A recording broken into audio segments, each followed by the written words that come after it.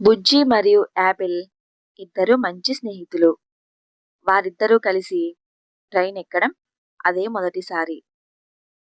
బుజ్జి వాళ్ళమ్మతో కలిసి వాళ్ళ అమ్మమ్మ గారింటికి వెళ్తుంది. రైలు వేగంగా వెళ్తుంటే కిటికీలో నుంచి చూస్తూ చాలా సంతోషిస్తుంది. బుజ్జితో యాపిల్ ఇలా అంటుంది, బుజ్జి, నాకు భలే సరదాగా ఉంది.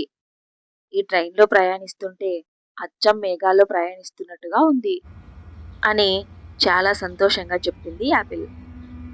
అప్పుడు బుజ్జి, అవును యాపిల్, సరిగ్గా చెప్పావు. నేను కూడా ట్రైన్ ఎక్కడం ఇదే మొదటిసారి. చాలా సరదాగా ఉంది.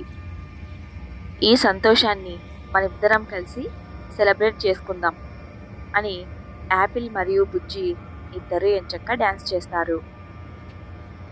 చాలాసేపు డ్యాన్స్ ఆడిన తర్వాత యాపిల్కు కాస్త అలసట వస్తుంది. అలానే కూర్చుంటుంది. బుజ్జి మాత్రం ఆగకుండా డ్యాన్స్ చేస్తూనే ఉంది. యాపిల్, ఏమైంది? రా, ఇంకొద్దిసేపు డ్యాన్స్ చేద్దాం అని యాపిల్ను పిలుస్తుంది. అప్పుడు యాపిల్, అబ్బా బుజ్జి, నా వల్ల కాదింకా. నాకు కాళ్ళన్నీ లాగుతున్నాయి. నేను కొద్దిసేపు కూర్చుంటాను అని యాపిల్ బుజ్జి దగ్గర చెప్తుంది. అప్పుడే బుజ్జికి వాళ్ళమ్మ కాళ్ళ దగ్గర ఒక హ్యాండ్ బ్యాగ్ కనిపిస్తుంది. అమ్మా, నీ కాళ్ళ దగ్గర ఎవరిదో హ్యాండ్ బ్యాగ్ పడి ఉందమ్మా.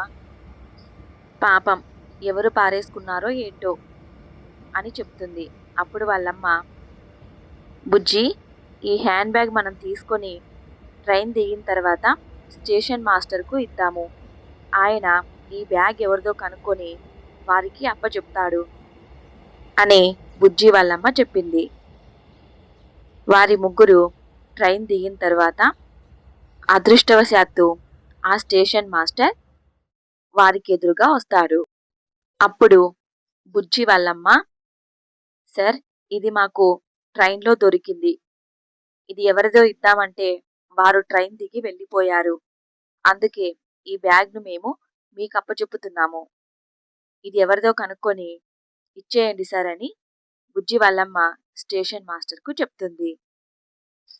అప్పుడు ఆ స్టేషన్ మాస్టర్ ఆ బ్యాగ్ తీసుకొని ఇలా చెప్తాడు, మీ పిల్లలు చాలా తెలివైన వారు, ఎంతో నిజాయితీ పరులు. దొరికిన బ్యాగ్ని వెంట తీసుకొని వెళ్లకుండా మా సిబ్బందికి అప్పచెప్పారు. తప్పకుండా ఈ బ్యాగ్ యజమానిని మేము కనిపెడతాము. వారిని వెతికి వాళ్ళ బ్యాగ్ వాళ్ళకి అప్పచెప్తాము అని ఆ స్టేషన్ మాస్టర్ చెప్తాడు. ఇంతలోనే ఒక ఆమె ఆ బ్యాగ్ నాదే సార్ అంటూ అక్కడికి వస్తుంది. సార్, నేను ట్రైన్ దిగే తొందరలో బ్యాగ్ని అక్కడే మర్చిపోయి వచ్చాను. అందులో మా అమ్మ పాత ఫోటోలు ఉన్నాయి. ఆవిడిప్పుడు లేరు. నాకు జ్ఞాపకంగా మిగిలినవి ఆ ఫోటోలు మాత్రమే. నా బ్యాగ్ తెచ్చిచ్చినందుకు మీకు చాలా ధన్యవాదాలు అని ఆమె చెప్తుంది. అప్పుడు ఆ స్టేషన్ మాస్టర్, మీరు ధన్యవాదాలు చెప్పాల్సింది నాకు కాదు, ఆ చిన్న పిల్లలిద్దరికీ. వారు గనుక మీ బ్యాగ్ తీసుకొచ్చి నాకు ఇవ్వకపోతే మీ బ్యాగు మీకు దొరికి ఉండేది కాదు అని చెప్తాడు. అప్పుడు ఆమె బుజ్జికి మరియు యాపిల్కి, చాలా కృతజ్ఞతలు మీకు నా బ్యాగ్ తెచ్చిచ్చినందుకు. మీరు తెచ్చిచ్చింది నా బ్యాగ్ మాత్రమే కాదు, మా అమ్మ జ్ఞాపకాలు అంటూ యాపిల్కు మరియు బుజ్జికి చాలా ధన్యవాదాలు తెలుపుకుంటుంది. అప్పుడు యాపిల్, మరేం పర్వాలేదండి, మీ బ్యాగ్ మీకు తిరిగి ఇచ్చాము.